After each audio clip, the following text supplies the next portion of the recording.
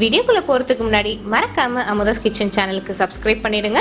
அப்படியே பக்கத்துல இருக்கிற பெல் பட்டனை ஒரு தட்டு தட்டிடுங்க. அப்போதான் நாங்க அப்லோட் பண்ற எல்லா புது வீடியோஸும் உங்களை உடனே வந்து சேரும். இன்னைக்கு நம்ம கிச்சன்ல ரொம்ப சுலபமா ஸ்ட்ராபெரி ஐஸ்கிரீமை மிக்ஸி ஜார்ல எப்படி செய்யறதுன்னு பார்க்கலாம். எந்த கெமிக்கல்ஸும் ப்ரிசர்வேட்டிவ்ஸும் இல்லாம வீட்லயே ஃப்ரெஷ்ஷா இந்த ஐஸ்கிரீமை செஞ்சிடலாம். இதுக்கு தேவையான பொருட்கள் இங்க லிஸ்ட் பண்ணிருக்கேன். வாங்க செய்ய ஆரம்பிக்கலாம். ஸ்ட்ராபெரி ஐஸ்கிரீம் செய்யறதுக்கு ரொம்ப முக்கியமான விஷயம் நம்ம எப்படிப்பட்ட ஸ்ட்ராபெரியை சேர்த்துக்கிறோங்கிறது தான். இப்போ கையில வந்து 2 ஸ்ட்ராபெரி இருக்கு. இது கொஞ்சம் காயா இருக்கு, இது நல்ல பழமா இருக்கு. இதே காயா இருந்துச்சுன்னா உங்களுக்கு தொடுறப்ப ரொம்ப ஹார்டா இருக்கும், பார்க்கவும் இந்த மாதிரி வெளிர் கலர்ல இருக்கும். நல்ல பழமா இருந்துச்சுன்னா தொடுறப்ப உங்களுக்கு ஹார்டா இருக்காது, அதே மாதிரி பார்க்க நல்ல ரெட் கலர்ல இருக்கும். இந்த மாதிரி ஸ்ட்ராபெரி எடுத்து நம்ம ஐஸ்கிரீம் செஞ்சாதான் நல்ல டேஸ்டா இருக்கும் நம்ம ஐஸ்கிரீம். ஃப்ரீசர்ல 1/2 மணி நேரம் வச்சு எடுத்துருக்கேன். இந்த ஸ்ட்ராபெரி நான் 250 கிராம் ஸ்ட்ராபெரி சேர்த்துக்கிறேன். 2 டேபிள் ஸ்பூன் சர்க்கரை சேர்த்துக்கிறேன். இத அரைச்சு எடுத்துக்கலாம். இப்ப பாத்தீங்கன்னா குட்டி குட்டி அங்கங்க பீசஸா இருக்கு. ஏன்னா ஐஸ்கிரீம்ல இந்த மாதிரி சேர்க்கறது எனக்கு பிடிக்கும். வேண்டாம் அப்படின்னா நீங்க நல்லா ஸ்மூத் பேஸ்டா கூட அரைச்சிக்கலாம். 2 கப் ஹெவி விப்பிங் கிரீம் சேர்த்துக்கிறேன். இது ஃப்ரீசர்ல ஒரு 15 நிமிஷம் வச்சு எடுத்திருக்கேன். 1 கப் கண்டென்ஸ்டு மில்க், அதாங்க மில்க் மேடு. இது இதையும் ஃப்ரீசர்ல 15 நிமிஷம் வச்சு எடுத்திருக்கேன். இது எப்படி செய்யறது அப்படின்னு சொல்லிட்டு ஏற்கனவே வீடியோவும் நான் போட்டிருக்கேன். 1 டீஸ்பூன் வெனிலா எக்ஸ்ட்ராக்ட். கடையில சேர்க்கிற அளவுக்கு நிறைய கலர் சேர்க்க தேவையில்லை, சும்மா 1ல இருந்து ஒரு 2 டிராப் சேர்த்துக்கிட்டா போதும்.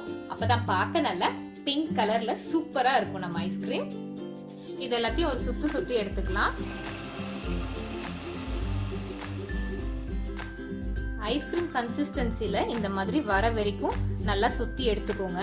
இதுல சேர்த்த எல்லா பொருளையும் நல்லா ஃப்ரீசர்ல வச்சு எடுத்துக்கோங்க. அப்பதான் நீர்த்திடாம இந்த மாதிரி திக்கா இருக்கும்.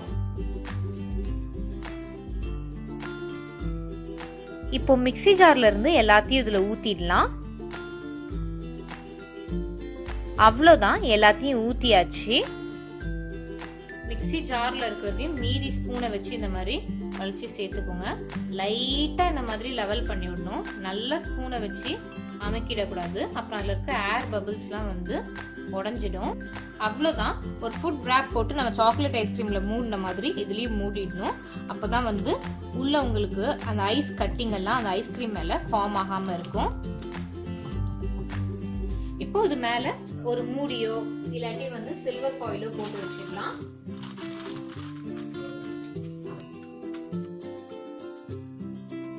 ஓவர் நைட் ஃப்ரீஸ் பண்ணணும், இல்லது குறைஞ்சது ஒரு 10 மணி நேரமாவது ஃப்ரீஸ் பண்ணணும். அப்பதான் ஐஸ்கிரீம் நல்லா செட் ஆகும். இப்போ இது மேல போட்டிருந்த அந்த சில்வர் ஃபாயிலை எடுத்துடலாம். அடுத்தது உள்ள போட்டிருந்த ஃபுட் ராப் இதையும் எடுத்துடலாம்.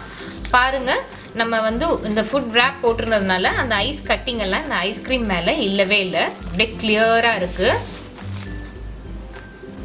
ஸ்கூப் போட்டுடலாம்.